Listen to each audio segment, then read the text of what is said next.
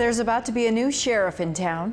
I think I have the experience. I think I have the training. I want to spend a 3 to 6 month assessment period. My immediate plans would be to listen. The end of an era as one of the longest serving sheriffs in the state retires. And because of this great country, I was given an opportunity and a voice. And the push for Latino voters, insight into on-the-ground efforts. The big question since the 80s has been, how do you, quote, wake the sleeping giant? Hello and welcome to Arizona 360. I'm Lorraine Rivera. Thanks for joining us. After Election Day, several institutions in southern Arizona will have new leadership for the first time in decades. That goes for the Sheriff's Department in Santa Cruz County. For Your Vote 2020, we heard from the candidates vying for the role. First, a bit about the county that the winner will serve. Santa Cruz is among Arizona's smallest counties, but also one of the state's essential gateways into Mexico. An estimated 46,000 people call the county home, spread out in communities that include Patagonia, Tubac, Sonoita, and the city of Nogales, where the Sheriff's Department is headquartered and has been under the command of Tony Estrada since 1993. With his retirement on the horizon, the candidates in the running to replace him are Independent Joe Agostini, Democrat David Hathaway, and Independent Andrew Ibarra. We sat down with all three at the historic courthouse in Santa Cruz County and began with Agostini, a Nogales High School grad and Navy veteran whose 37 years in law enforcement began at the Santa Cruz County Juvenile Detention Center and ended with U.S. Customs and Border Protection, where he was Assistant Port Director in Nogales, experience that he says make him the most qualified to lead the Sheriff's Department. What is your pitch to recruit and retain qualified people to serve in the Sheriff's Office? The issue that the officers that left the department is it's something that is very important to them. I have talked to some that transferred over to the Nogales Police Department, and I wanted to find out what exactly was the reason why they left. And some of them said that it was not necessarily the pay, but the morale, the conditions, the relationships with the command staff. And I don't know exactly what the problem is, but that would be something that you need to look into. As a sheriff, you need to find out exactly what is the morale problem, as they put it. And another thing that they mentioned is the scheduling. The officers mentioned that their schedules are changed from one day to another, from one pay period to another, and sometimes they have to cancel family events without giving them the opportunity to spend some quality time. And some of the things that I learned in CBP is that the officer that you work with needs to be happy at home. A happy officer at home is a happy officer at work, and that officer will give you back 110% because of the quality of life that you are providing. Okay. This is a law enforcement gig, but it's also highly political. Where's the balance between that and public safety? It is. Fortunately, I was in charge of public relations with CBP. You know, you provide the message to the community without revealing information that may be sensitive to the agency. So that would be the public relations portion of being a sheriff. Make sure that you engage with the community, make sure you engage with the community groups that are very important for the people, are very important for the government. If you're elected sheriff, you'd be replacing a man who's been in office for nearly 30 years. Are there things that you'd like to do immediately after you're sworn in? Well, first of all, I want to thank the sheriff, Tony Estrada. When I was a police officer, Sheriff Tony Estrada was my captain. He's the one that actually hired me, him and Chief Treto. It'll be some big shoes to fill, but I think I have the experience. I think I have the training provided by the federal government. I think I have all the tools that can make that department better. And I'm not saying that the department it was bad, but what I'm saying, there's always room for improvement. I think I can bring a lot of experience. I think I can bring a lot of the education that I received by the federal government and apply it to the county as a sheriff, and then make that department much better, bring that department to the next level, and provide the officers with the better opportunities to become part of the command staff. Okay. Joe Agustini, a candidate for Santa Cruz County Sheriff. Thank you. Thank you. Of the candidates, David Hathaway was the only one to run a primary campaign, edging out 3 other Democrats to get on the general ballot. The Nogales native comes from a ranching family and is a former Santa Cruz County deputy. He then went to the Drug Enforcement Administration and worked his way up to head its Nogales office. What about that experience with DEA that you think maybe suits this position well? Well, I did start out in local law enforcement, but in DEA, I ran state and local law enforcement, state and local task forces, and I had members of sheriff's offices and police departments in my task force. So throughout my career, I've been involved with state and local law enforcement, even though I was working with the federal government. So I think it has kind of given me a perspective of how cases flow through the criminal justice system, different aspects of budgets and grants, like we use different sorts of grant money to pay for our state and local task forces. So it's given me another perspective besides what I already had working in local law enforcement. Many of the men and women who serve in law enforcement here are locals. They're from Santa Cruz County. Yeah. If you're sheriff, you would be overseeing the commissioned deputies, the correctional staff. How would you go about recruiting and retaining qualified people to serve this region? That has been somewhat of an issue, especially in the Santa Cruz County Sheriff's Office and the detention center. It is severely understaffed. We only have 1/3 of the staff that we're billeted to have. And a problem we have is that we do get qualified individuals, but they tend to, once they get their training, they want to move on to do a patrol function in another agency and look for other opportunities elsewhere. You know, you can't blame people for that. One idea I have is to maybe recruit from a more mature population, from people in their 30s, 40s, 50s, 60s to fill those detention officer positions. And then they're more likely to stay there and not immediately want to move on to a patrol function after the county has paid to train them. After you're sworn in, what would be some of the first things you'd like to do as the next sheriff of Santa Cruz County? When I'm asked that question, I make sure that I don't say, I'm going to make this change, this change, this change, because frankly, I don't really know all the internal aspects of the department. I want to move slowly and cautiously. I want to spend a 3 to 6 month assessment period working all the shifts, you know, and with all the positions, with the dispatchers, the detention officers, the detectives, the civil division, the school resource officers, and see what's working and what's not working, and not just go in with an assumption that things need to be changed, you know, that everything needs to be changed. The role of sheriff is political. Where's the balance between managing that political landscape but also honoring public safety? You know, once again, this is a unique county. Although we're the smallest county in Arizona, we have the highest number of federal officers per capita. So you have to have the ability to do liaison with all the other agencies. But here in Nogales, here in Santa Cruz County, the sheriff doesn't have a different function than they do anywhere else, than they do in New Jersey or Ohio. There's 2 main priorities: violent crime and property crime. That's the same if you talk to a sheriff in any other part of the country. You have to be aware of the local cultural environment that you work in, but the priorities are the same. You know, violent crime and property crime are the important points. Okay, Dave Hathaway, candidate for Santa Cruz County Sheriff. Thank you. Thank you, Lorraine.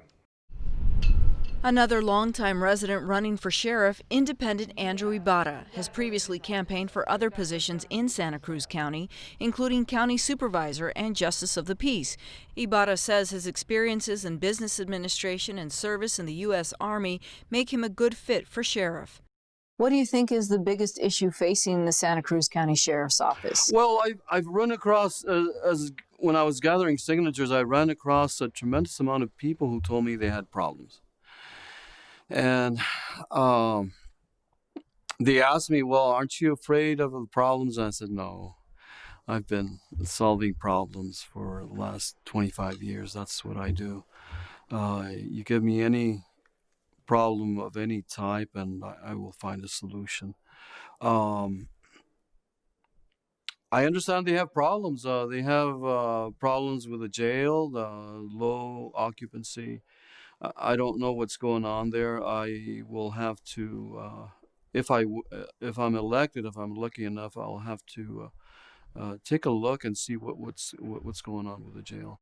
How do you recruit and retain people to serve in this office? Well, I'm gonna try to be fair across the board with all people that are interested and qualify in Santa Cruz County. It's my intent not to show like a preference. Oh, he's brother to my deputy that works here. I'd rather find highly qualified and good people for the department. This is a law enforcement gig, but it's also highly political. So where's Yes. the balance in delivering public safety to the people of Santa Cruz County? The balance is the people of Santa Cruz County are the most important. Politics, I would say, would be second fiddle to that. I'm not too concerned about the politics part of it. If you're elected sheriff, you'd be replacing Tony Estrada, who's been in office for nearly 30 years. Are there plans that you have immediately after you're sworn in? Well, I know Tony. I've known him for, I guess, 30-some years. My plans, immediate plans, if I'm elected, my immediate plans would be to listen to the people that are there, the staff. I bring a tremendous amount of experience and education. To go in and then analyze the scenario of Santa Cruz County, and if I find areas where I can bring improvement, I will. If I find that we need extra deputies, I'll approach the Board of Supervisors. I will do everything in my experience as an administrator to better the lives of the people that work for the Santa Cruz County Sheriff's Office. Andrew Ibarra, candidate for Santa Cruz County Sheriff. Thank you. Oh, you're very welcome. Now, I can only tell them stop playing. Of all the sheriffs in Santa Cruz County history, Tony Estrada has served the longest and will retire with 28 years as the county's top lawman. That's in addition to 25 years with the Nogales Police Department. The 77-year-old has spent over half his life in law enforcement.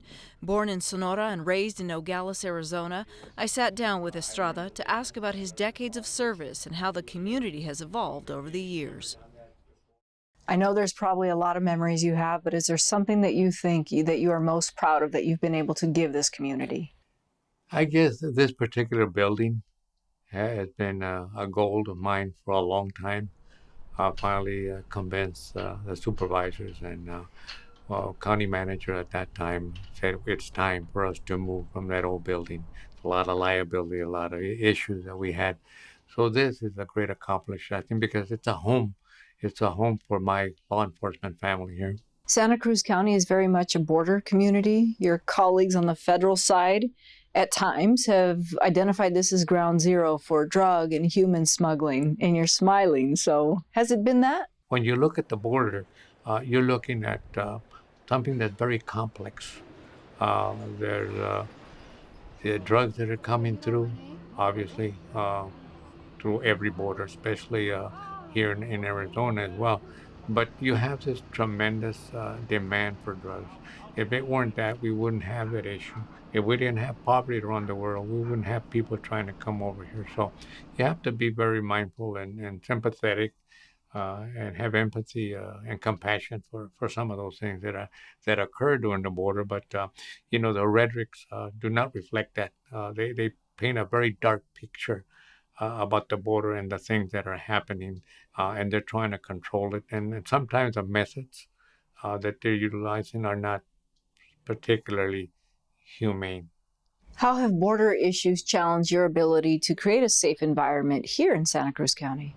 Well, I think we have an opportunity because we have a lot of law enforcement present. The things that you would normally associate with drugs coming across the border, like drive-bys, kidnappings, murders, gangs, very, very rare here. We don't see that. A lot of this traffic is going to Tucson and Phoenix. That's where the product is going. A lot of the people that crossing the border are not staying here. They're going somewhere else. So this is just an entry point. Given that you were with Nogales Police before you became sheriff of this county, would you say that the wall has also helped impact safety here? I mean, did it create a new layer of defense? The wall is just another option. It's never has been the answer, never has been the solution. Walls have never been the solutions around the world. It's just an option that is applied. It's a deterrent. It'll slow people down, obviously, and it will make it more difficult. Here, unfortunately, the wall makes it not only more difficult, but it makes it more dangerous. It makes it more dangerous for people out there that try to cross, especially because they're being funneled through rough terrain, remote terrain, which is very dangerous for them. There's predators up there, animals and human predators as well. So all it creates is probably more problems than anything else. What about the way people perceive law enforcement? That's changed here in the last year. It has. I don't think it has changed here because we're a very tight community, I think. Police officers, the deputies, people that work here in law enforcement know people, families, and everybody else. So they're very supportive in that sense. I don't think we've ever had an issue where, like now that they want to defund or limit the budgets on police. I would like to think that people would like to see more money going to local police here. So the community has always been very supportive of the police. That's why we have a safe community, because we have a community that cares and they support law enforcement. For whoever replaces you, what would be your advice? What would be your message of, hey, you're stepping into the new role of sheriff in town. Here's what you ought to know. I think they need to listen to the people that I have currently working for me, my command staff and my employees. Listen to their voices, work with them, understand what the operations are of this department, what the budget limitations are, what the issues are. That person either sit down with me or sit down with my staff when he comes into office. Don't assume that you have all the answers. Believe me, my success has been based on the people that work for me. If it weren't for that, I would not be successful. It's no secret that this job is political. How have you managed that balance of politics and public safety? You know what? I've always considered myself a diplomat rather than a politician. I think that has helped me trying to, bridge things between people and have people feel comfortable with me and not being a politician, but being somebody that really cares about the community. So I think I mostly consider myself a diplomat, and I've said that before. I don't consider myself a politician. I just happen to be a politician because the office calls for it. That being said, you've survived how many elections? 7? 8? 7. And let me tell you that I think 7 might be my lucky number. I was born in July, the 7th month. I'm on my 7th term, and I'm 77 years old. You buy yourself a lottery ticket now. I tried, but no luck. but I've had all the luck in the world, so I don't need money. You're one of the longest serving sheriffs in the state of Arizona. Journalists like myself will write the headlines, but what do you hope becomes of your legacy? I would like people to think that I come from humble beginnings, and because of this great country, I was given an opportunity and a voice as sheriff, and that I tried my best. Okay, Sheriff Tony Estrada of Santa Cruz County, thank you. Thank you for the opportunity. Santa Cruz County has more than 28,000 registered voters, an increase from the 2016 presidential election. And topping 602,000, the Pima County Recorder's Office reported a record number of registered voters this week. Among the groups trying to get more Arizonans to the polls, some are focused on engaging Latinos. Tony Paniagua heard from first-time voters from this growing demographic. Ashley Trujillo moved to Tucson in August to pursue an education from the University of Arizona. She's a transfer student from Mesa Community College east of Phoenix and plans to earn 2 bachelor's degrees from the U of A. After that, Trujillo has her sights set on law school. Becoming an immigration lawyer is important to me because my whole life I have seen people taken away from me. I have seen friends having to change their life or just lack of education due to immigration status. She and her sisters were born in Arizona, but their parents are from Mexico. They and other relatives make up a mixed status family: U.S. citizens, legal residents, and undocumented immigrants. For Trujillo, this topic is pivotal, and so is her desire to participate in the political process. She's 19 years old and will cast a ballot for the first time this year. For me, it's important to vote because in 2016, there was only 42% of young voters that came out to vote, and now that I can finally vote, I think it's important because the next presidential candidate, whoever's going to be our next president, will make a big difference and impact on the Latin community. They need to realize their impact. Eduardo Lemus is a 22-year-old artist from Tucson, and like Trujillo, he'll be voting for the first time this election cycle. Even though he qualified in 2016, he wasn't very interested back then. But something clicked this year, and now he feels he needs to have his voice heard. I didn't really understand the power of it. I just couldn't grasp it because I wasn't really taught or be put towards that energy of you have to vote for your community because that's how it works. Like, you should understand the process. Lemus and Trujillo are volunteering with different groups to encourage other citizens to register and vote. Lemus is with Arizona Coalition for Change, Trujillo with Aliento. Both plan to vote for the Democratic ticket. Immigration reform, expanding health care, and protecting the environment are some of their goals. Like how right now we're dealing with climate change. Everything we do right now doesn't seem meaningful because if the planet just burns us up, then what we build just doesn't matter. It won't survive what we're doing to the planet. Polls show more Latinos in Arizona are registering as Democrat over Republican. However, President Trump is reaching out to this vital demographic group. In this recent visit to Phoenix, he held a Latinos for Trump roundtable. Tucson resident Debbie Campos was there. She's an active Republican who supports the president. So he's a man that really sticks by what he says. He helps Hispanics, and Hispanics have done very well under Donald Trump. Even Hispanic business owners. He did a great thing with the PPP, which helped many Hispanic owners, and it also helped with our taxes, reducing the taxes for Hispanic owners. So, you know, I've done very well under Donald Trump. Campos is a native Tucsonan whose grandparents came from Mexico. While she knows many Latinos register as Democrats, she feels the Republican Party is a better option.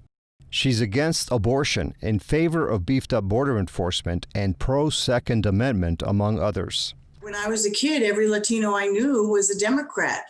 And I didn't feel when I had my own family and a business, I didn't feel like the Democrat Party was doing anything for me. So I decided to follow the values of the Republican Party. And to be honest with you, they kind of follow my values. Political scientists like Lisa Sanchez say the growing Latino population cannot be ignored by either party. The challenge is connecting and getting them to turn out at the polls. The big question since the 80s has been, how do you, quote, wake the sleeping giant? I'm sure you've heard this terminology before. And that's in reference to trying to get Latinos to vote in Congress with their amounts in the population. And one of the ways we found is when there are issues on the ballot they care about, and that goes for any voter. But also we've noticed that sort of fear and threat, so these sort of emotional things that surround issues they care about, like immigration, like building of walls, like racial justice and rights, all of those things kind of increase their feelings of fear and threat in their place in the population, and therefore they're very spurred to vote. Whatever their preference, 2020 may see a record number of Latino voters. In each subsequent election, starting in around 2012, increases in Latinos voter turnout, and part of the reason behind that is once Latinos are actually registered to vote, they're actually highly likely to cast a ballot. So it's really all about kind of the registration game. So that's one thing I would say is a big overall trend that we're watching, and we watch with each election. Arizona Public Media's The Buzz wants to hear from you about key issues and candidates driving your vote. Share your comments and they may be used in an upcoming episode of The Buzz. Just leave a voicemail at 520-621-5999. Back to the topic of sheriff races. Next Friday, Arizona 360 and The Buzz will present a debate in the race for Pima County Sheriff between Republican incumbent Mark Napier and Democratic challenger Chris Nanos. Ahead of their debate, here's more about the candidates. For the second time, Chris Nanos and Mark Napier are in a contest to be Pima County's top law enforcement officer. Except this time around, their roles are reversed. In 2016, Napier defeated then Sheriff Nanos, winning 56% of the vote. Nanos had held his seat for a little over a year after being appointed to replace longtime Sheriff Clarence Dupnick, who retired. I think we have a great relationship with the community. I think what we're doing with the community is on a bunch of different levels. In his first bid for a full term, Nanos' campaign was overshadowed by the indictment of his second-in-command, who was accused and then convicted of misusing federal funds and resigned. Nanos announced his second run late last year. On his website, he tells voters that if elected, he will grow the department's school resource officer unit, work with community leaders, and never lie. Something Napier accused his opponent of last month, claiming in part that Nanos' campaign put out a falsehood that an Arizona board found the sheriff guilty of perjury. Nanos called it political theater. I most sincerely regret that the actions of Mr. Nanos have brought us no choice but for me to potentially seek legal recourse. Now seeking re-election, Napier's platform emphasizes controlling crime, going after drug traffickers, and speaking out about border security, an issue he has discussed in the media and testified about on Capitol Hill. We need real resources. We need meaningful action out of Washington, D.C. The choice before voters in Pima County comes down to two candidates with well over half a century of law enforcement experience combined. Nanos, whose career spans more than 4 decades and includes over 30 years with the Sheriff's Department, and Napier, who over the course of nearly 40 years has also worked for police departments in Tucson, Glendale, and Iowa.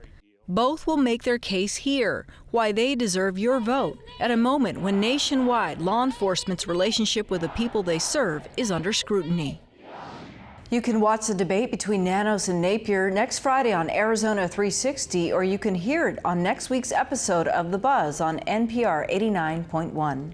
That's all for now. Thanks for joining us. A reminder that the deadline to register to vote is October 5th. To get in touch, visit us on social media or send an email to Arizona360@azpm.org and let us know what you think. We'll see you next week.